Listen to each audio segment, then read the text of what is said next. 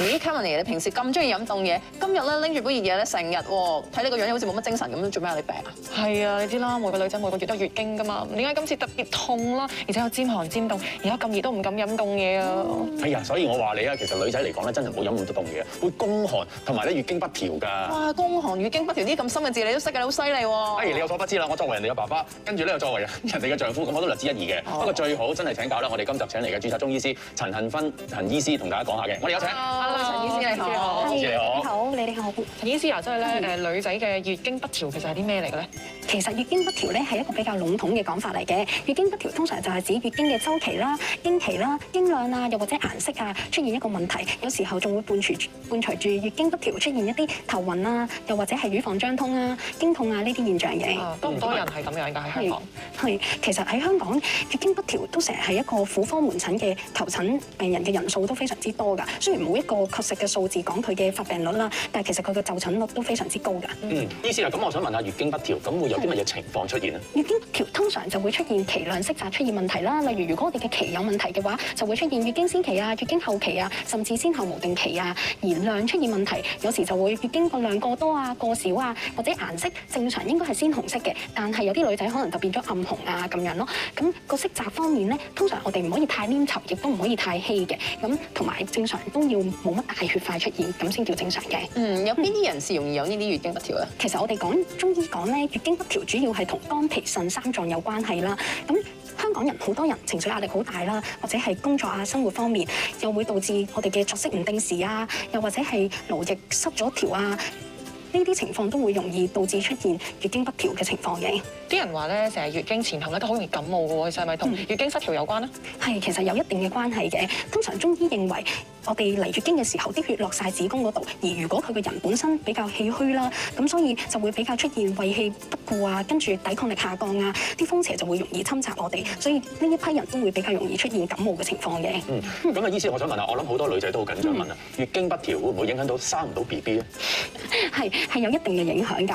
例如當我哋月經先期啊、月經量過多啊，甚至發展到後面會出現崩漏或者閉經嘅情況，又或者有啲時候我哋月經嘅附件出現氣質上面嘅病變，例如腫瘤啊或者子宮內膜移位症，都會導致不孕或者甚至即使懷孕都會好容易流產。而反過嚟睇啊，我哋通常醫不孕嘅時候咧，都係主要係靠住調經呢個方式嚟幫助佢哋去懷孕嘅，所以兩者係息息相關㗎。咁長期月經不調咧會有咩後果㗎？除咗同我哋頭先講到嘅不孕啦，而子宮內膜移位症啊，又或者係多囊卵巢啊，甚至係子宮肌瘤等等，都會出現一個月經不調嘅情況嘅。所以月經不調其實個成因好多嘅，亦都會導致唔同嘅後果。所以我哋應該要針對性咁去治療。例如前排有個病患嚟求診啦，佢就連續幾個月週期嘅月經都流血，流2到3個禮拜，咁就叫佢去做個檢查啦。點不知一檢查就發現佢子宮入邊有成10幾粒息肉喎。咁樣發展落去咧，就唔單止係不孕咁簡單，真係可大可小㗎。所以我哋有啲咩問題咧，都應該要即刻去求醫，就唔好拖啦。係咁，月經失調佢嘅病因係啲咩咧？通常我哋中醫講月經失調同肝脾腎3個臟腑比較有關係，而香港人嚟講比較通常出現嘅就係、例如我哋嘅濕熱入侵啦，入侵咗之後我哋就會阻滯我哋嘅氣機運行，導致氣血失調，就會影響到經期啦。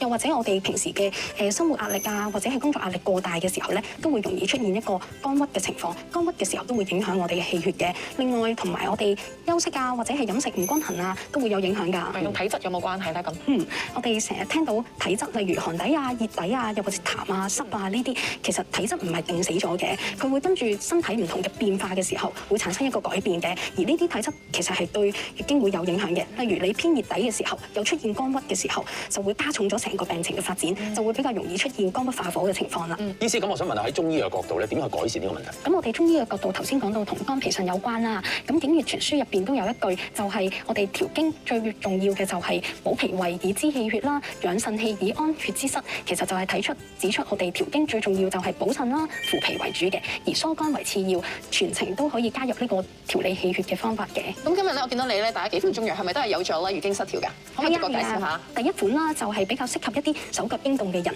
又或者腰酸啊，甚至出現耳鳴嘅人，我哋就會以補腎、補氣血為主，可以用杜仲啊、桑寄生嘅。咁另外係啦，有啲人咧就成日都一嚟月經就覺得成個人覺得好攰，又或者係口淡淡啊、大便甚至一撇撇唔成形啊。咁呢個時候我哋就要以健脾祛濕為主啦。咁就有太子參啊、白術啊、薏米啊、茯苓啦。第三個嘅話咧，通常就會係一啲例如情緒比較容易敏感啊，甚至出現乳房脹痛嘅人，好適合用嘅。佢主要就係疏肝理氣，咁就有柴胡啦、白芍啦、香附啦同埋佛手嘅。咁呢3款咧係應該點樣煲、點樣煮啊？或者同埋幾耐飲一次啊？通常咧，適合以上症狀嘅人咧，1星期都可以飲1到2次嘅。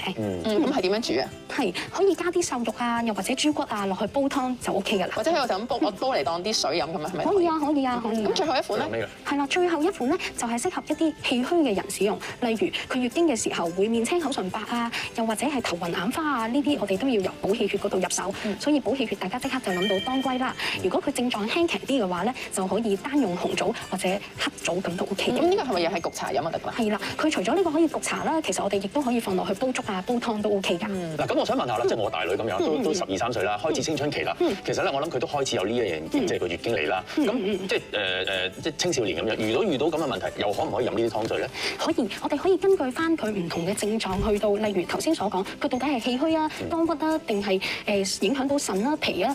針對性咁樣去選用啱佢嘅湯水，咁就啱佢用㗎啦。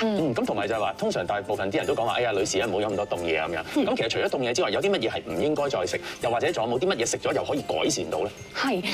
冇錯，其實我哋月經嚟嘅時候都唔應該食一啲過分寒涼嘅嘢食嘅，例如就嚟夏天啦，西瓜啦，同埋苦瓜啊、蟹啊，呢啲都係比較寒涼嘅食物，我哋都應該要盡量唔好去食。咁有啲乜嘢係可以食多啲改善到呢樣？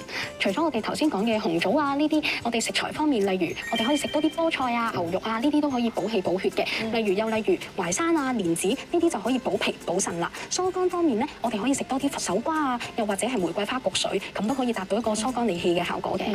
同埋咧，經期嚟嗰時，你覺唔覺得零舍個人咧好似好水腫咁樣，成身咧好似漲咗幾倍咁？有冇啲咩食材咧可以令到佢可以即係冇咁腫嘅咧？中醫嘅角度就係水腫就同肝鬱氣滯啊、脾腎陽虛有關嘅。咁例如肝鬱氣滯嘅時候咧，我哋撳隻腳撳落去嘅時候，佢會慢慢起翻身。呢個情況通常都係肝鬱氣滯出現。如果我哋撳咗落去好耐都彈唔翻起身上嚟嘅話咧，通常咧就係脾腎陽虛啦。咁去水腫有啲咩可以幫助到我哋咧？例如我哋食材方面有冬瓜啦，又或者赤小豆，除咗可以健脾，仲可以利水。而黑豆就可以補腎同埋利水嘅。咁頭先啱啱見到你按壓呢一個小腿個位置啦，即係可能喺按壓方面，係咪真係可以改善到咧？同埋除咗呢個穴位之外，仲有啲咩穴位可以推介下？其實穴位方面咧，我哋最簡單就係我哋嘅肚啦，肚臍以下咧，其實有好多穴位可以幫到大家嘅。例如有關元啊、氣海啊、歸來啊、子宮啊，其實聽個名都知對我哋補氣血同埋調經上方面有好有幫助嘅。其實除咗按壓之外，我哋簡單啲貼個暖宮包或者暖貼喺呢個位置上邊，促進佢局部嘅血液循環，都可以幫助到溫通經絡而達到去調經嘅作用嘅。有冇話要擺幾耐咧？即係譬如好似我個女遇到咁嘅情況，即係有同我講過話有少少唔舒服喎，咁我就會即係一個暖包咁，即係有冇話要可以擺幾耐，唔好過量，有冇嘅？其實咧，我哋暖包或者暖宮包嘅時候，熱敷大概30分鐘，或者直至到佢嘅症狀緩解為止。最緊要其實都係唔好辣親就 OK 㗎啦。唔該晒陳醫師詳細講解。如果大家有咩疑問咧，可以問翻咧專業人士或者相關熟悉嘅中醫師都可以嘅。